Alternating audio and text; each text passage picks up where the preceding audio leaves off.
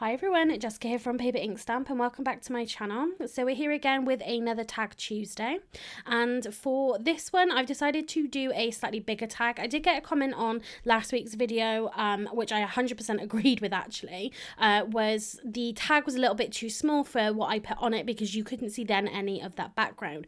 So I have gone one size up and I'm using then this butterfly I had already done. It was one that I was working on for a commission, but I didn't end up using it, so I popped it to one side to use on another project, and I thought it would go beautifully on this tag today. So this is the Crafter's Companion Majestic butterfly. You've seen me use this before, and this is a layering butterfly. So with this one I did the double heat embossing again, like I did in a previous card a couple of weeks ago where I did the pinks and purples with the gold and the black embossing. So this one has got a blue inked background.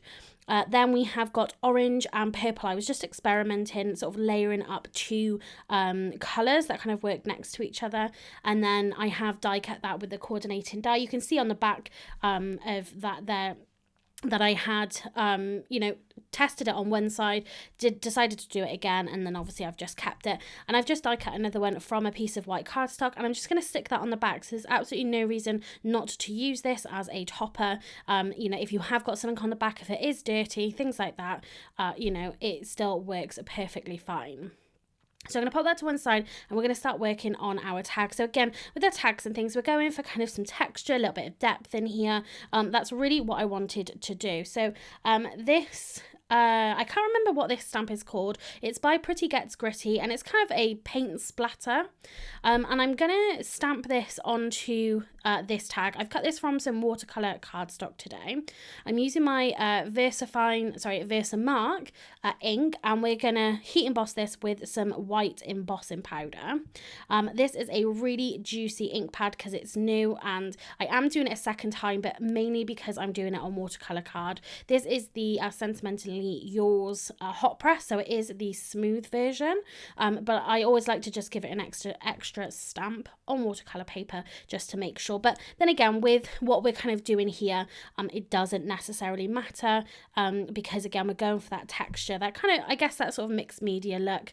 You can kind of see that on there while I'm pouring on this white embossing powder, how this is looking. So the embossing powder I'm using, this is the Paper Mania Seafoam. I've had these for like a couple of years now, like quite a few years, and I picked them up from the range. They're really great and they just last for such a long time, to be honest. I'm not even close to having to buy another pot yet. They're a lot bigger pots than you get, like the Wow embossing powder, things like that. It's really fantastic if you are looking to get started with heat embossing.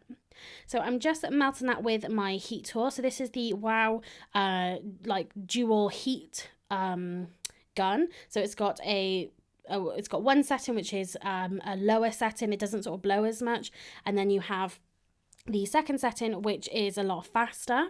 I'm a little bit impatient, so I use the faster one, but if you want to prevent any warping, then definitely use the first one. Just give it a little bit of time to actually heat up. Then I'm going to come in with my Nuvo shimmer powders. This is the Meteorite Shower. Again, I went with this one because you had the blues and the purples there that I thought would go nicely with that butterfly. And then we've got that lovely bit of orange, which we're going to accent with some cardstock. But I've just tipped on, so you don't want to squeeze these bottles. You literally just want to tap the base of them. And I'm just spritzing some water on this as well. I've got this just in a little pot, in a little plastic lid here. I've got a piece of just basic paper in there. Then I have got a paper towel as well, and this paper towel I've used a couple of times now with some other colors and some other products, and it's actually looking really cool, and I'm thinking I might use it on a card, so you might see that coming up in a future video.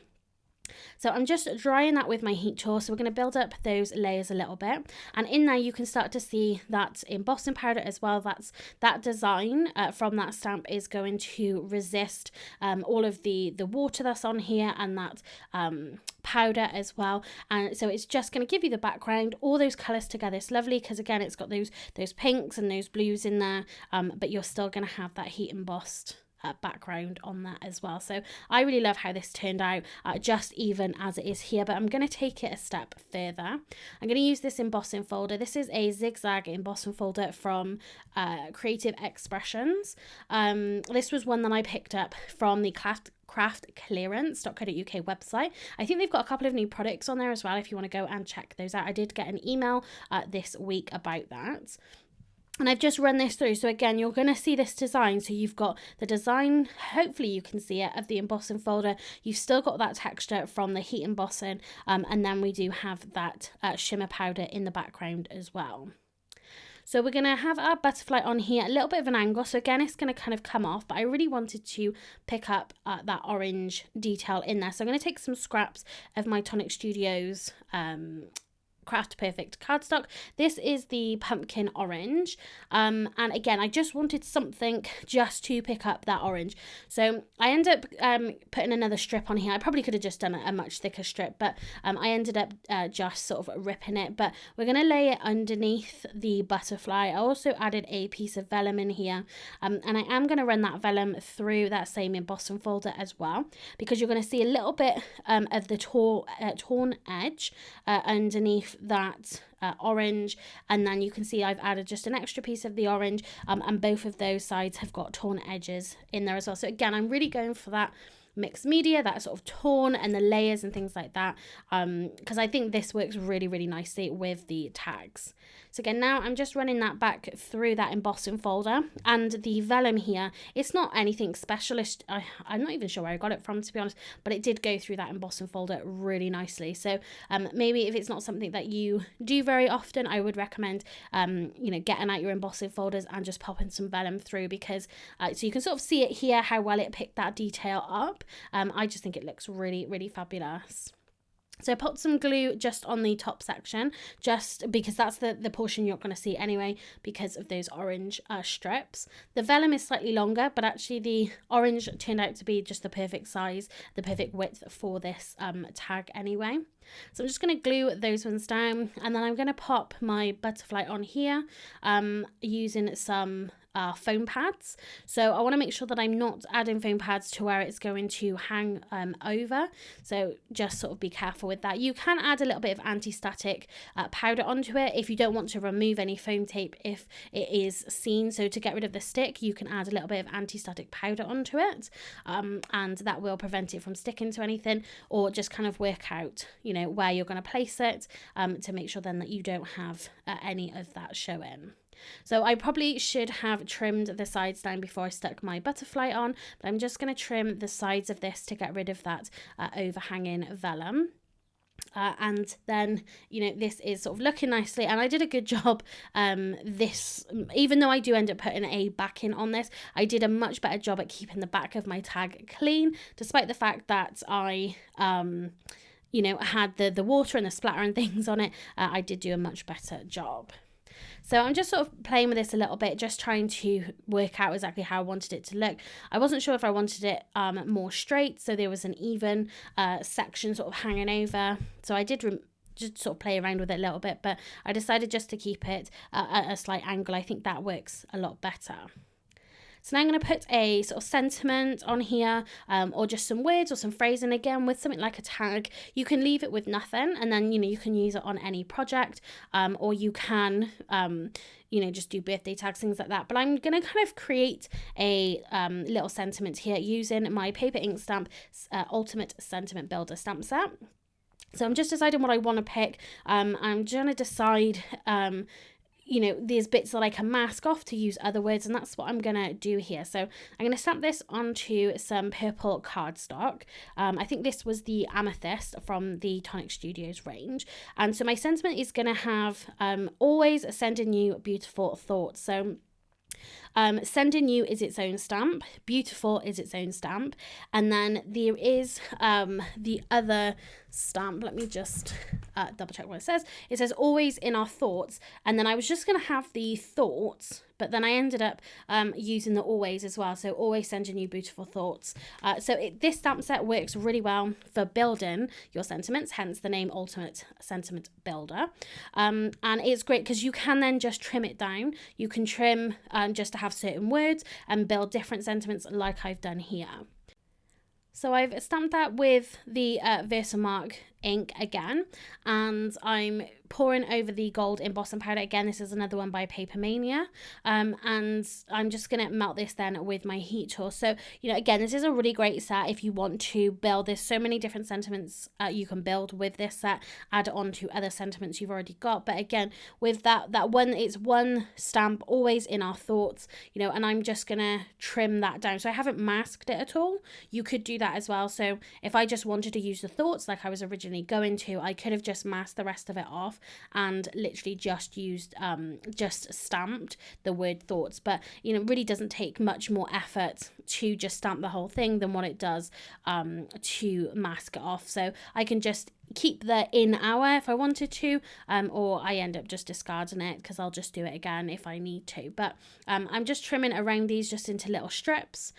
So this is why I really love the stamp set, because again, you can just, it's just going to work for whatever you sort of need it to.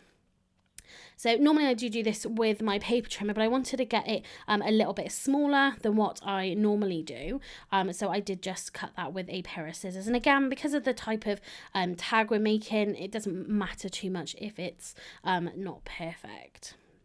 So I've just arranged it onto this tag. I'm going to add some foam onto the back of these, and then I am just going to pop that back onto the tag. I'm using foam not only just for the dimension, but I find when you've got a lot of texture, so we've got that texture from the embossing folder, we've got the texture from the stamp and the heat embossing as well.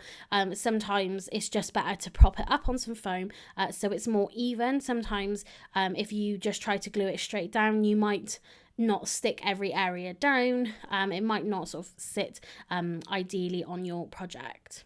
And then I did add the beautiful over the butterfly as well, just to sort of stagger it down the tag a little bit. So that is that portion ready. So now we can just kind of do some finishing touches to this really. So I did die cut another tag the same size out of that same purple cardstock, and you can see the back of this. Again, like I said, I made a much better job this time of keeping the back of this clean.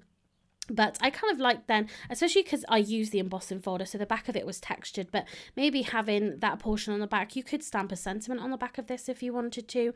If you're going to use it on a card, so, you know, you can make tags and then actually use them on your cards as well, just as the main sort of focal point, the main topper, that will work just as well. So if you aren't in the mood necessarily for making a full card or anything like that, you can make tags and things. You can make just little projects to put onto your cards as well, and you've got something ready to go then if you need to make a last minute card. So I added that onto the back with some glue. I used then this hole punch to punch a hole in the top, which I'm finding much easier than trying to use the circle die that comes in the die set. And then I've just used some of this Creative Expressions twine as well. And I'm just going to tie this in a bow at the top. Then I'm going to add some Nuvo drops onto here as well. I'm pretty sure I used the glitter drops in the, I want to say it's like an aqua colour. It was like a blue colour. And it's just got a little bit of glitter in there as well, just to go with that shimmer powder and just give it a little bit more of a shimmery finish. So that is my tag finished for today for another Tag Tuesday. If you do like it, please give this video a thumbs up and leave me a comment down below. There is a link to my Etsy shop in the description box down below as well. If you haven't subscribed to my channel, please consider hitting that subscribe button so you don't miss out on any of my future videos. So that's it for today. Thanks very much for watching and happy crafting.